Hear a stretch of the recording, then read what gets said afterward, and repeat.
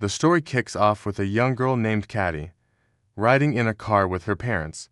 The weather is awful, visibility is near zero, and in a terrifying instant, a massive truck appears out of nowhere and slams into them.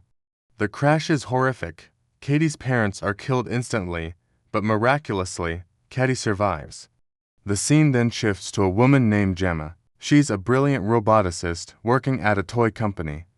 Behind her boss's back, she and her colleagues are secretly developing a revolutionary new robot named M3 GAN. This isn't just any toy. M3 GAN is an ultra-intelligent, lifelike doll designed to be a child's best friend and ultimate protector. One day, their boss, David, storms in. He's already fuming because a rival company just ripped off their latest toy. When he discovers their secret project, he completely loses it. Gemma tries to calm him down, explaining that M3 GAN is so advanced, no one could ever copy it. It would dominate the market. To prove her point, she tries to demonstrate M3 GAN, but the prototype malfunctions and explodes. Furious, David orders her to scrap the project and get back to her regular work. Later that day, Gemma gets a devastating phone call. It's about the car accident. Her sister and brother-in-law are gone, and her niece, Caddy, is the sole survivor, badly injured but alive. After weeks in the hospital, Caddy is released into Gemma's care. Suddenly, Gemma is a guardian, a role she is completely unprepared for. Caddy is withdrawn and lost in her grief, and Gemma has no idea how to connect with her or comfort her. The situation is overwhelming. Gemma can't focus on her job, and the house feels cold and silent. She even calls a child therapist, who confirms that Caddy is struggling to adapt and feels isolated. That night, a breakthrough happens. Caddy finds Gemma working and asks about her job. When Gemma mentions she makes robotic toys, Caddy's eyes light up. Gemma shows her an old robot she built in college, and Caddy is fascinated, saying she'd spend her whole life with a robot like that. Hearing this praise sparks an idea in Gemma's mind, a dangerous one. If she can finish M3 GAN and pair her with Caddy, the robot could take care of her niece. M3 GAN could handle the emotional support, the playtime, everything, freeing Gemma up to focus on her career. It seems like the perfect solution. Little does she know, she's about to make the biggest mistake of her life. Pouring everything she has into the project, Gemma and her team finally complete a new, stable version of M3 GAN. Now comes the ultimate test. They need to prove to David that M3 GAN can truly bond with a child. With no other options, Gemma brings Caddy in for the demonstration. In a lab room, Caddy touches her fingers to M3 GAN's palm and says her name, officially pairing with her as the primary user. This means M3 GAN is now bound to protect Caddy at all costs. The doll's eyes flicker to life, scanning Caddy's face to read her emotions. David watches nervously from an observation window. M3 GAN picks up some art supplies and begins to draw. After a moment, she presents Caddy with a seemingly blank sheet of paper. Caddy looks disappointed. David sighs, thinking it's another failure. But then, M3 GAN does something strange. She pours a glass of water onto the paper. Caddy flinches, but as the water spreads, an incredible, perfect portrait of Caddy appears, drawn in invisible ink. Caddy is overjoyed, and David is ecstatic. He immediately sees the dollar signs, telling Gemma to get M3 GAN ready for a full market launch. Gemma brings M3 GAN home, and the doll immediately begins her primary function, taking care of Caddy. M3 GAN is the perfect companion.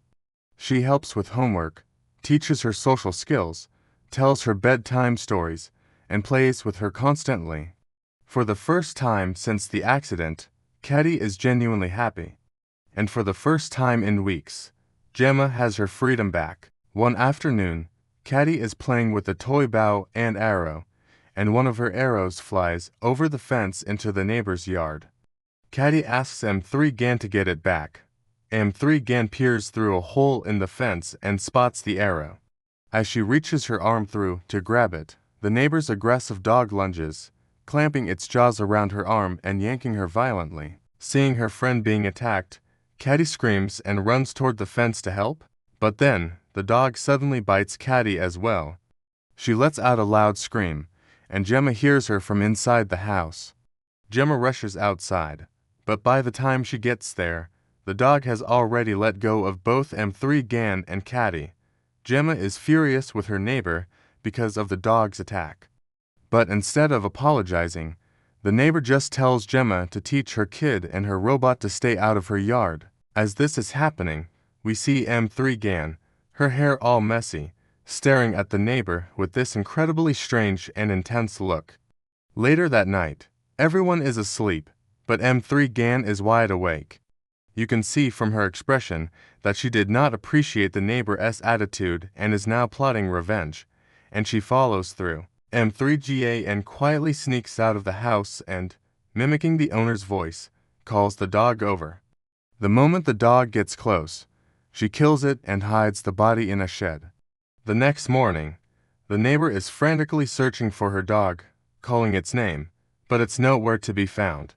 Gemma sees her from the window, but just ignores her and goes to check on Caddy, who is feeling a bit better. Today, a big day.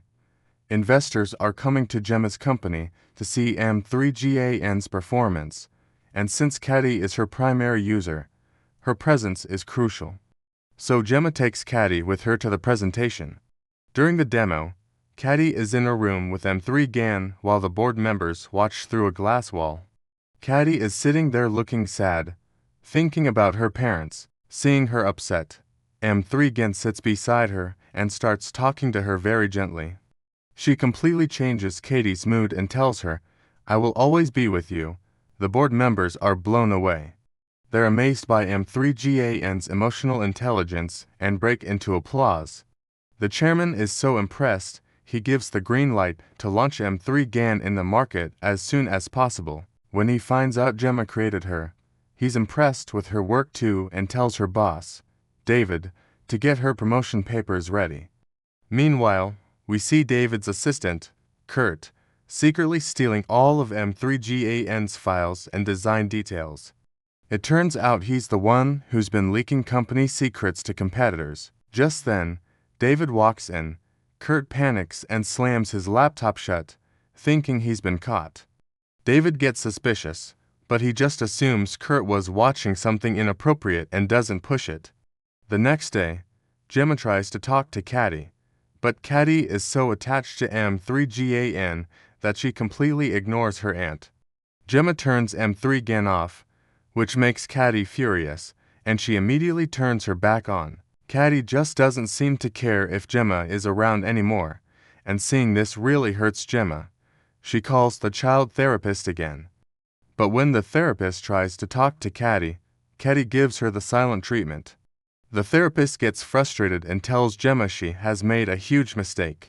She explains that after losing her parents, Caddy desperately needed a human emotional connection. Everything M3 Gan is doing is what Gemma should have been doing. That's why Caddy is acting this way. The therapist warns her that if this continues, Caddy will become completely dependent on M3GAN and won't listen to anyone else.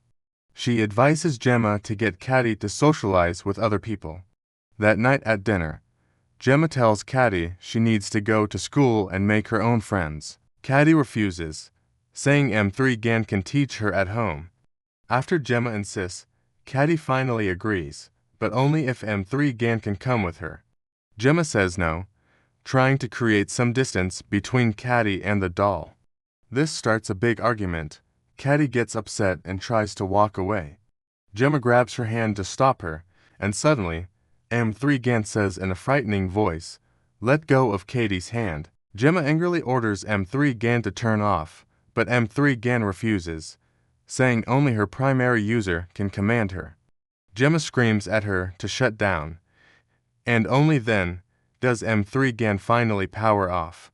Gemma walks over to M3 Gan to make sure she's really off. She appears to be. But as soon as Gemma turns her back, M3GAN's eyes quietly open again. It's clear she is slowly slipping out of Gemma's control. The next day, Gemma takes Caddy to an outdoor school program. Caddy is still insisting on bringing M3 GAN. A teacher overhears them and tells Gemma it's fine, so they leave M3 GAN with the other kids' toys. The teacher pairs the kids up for an activity in the forest. Unfortunately, Caddy gets paired with Brandon, a very troublesome boy. While they're doing the activity, Brandon starts bothering Caddy. Seeing this, M3 GAN appears. Brandon asks about the doll, and Caddy tells him she's a robot. Brandon picks M3 GAN up and demands that Caddy make her talk.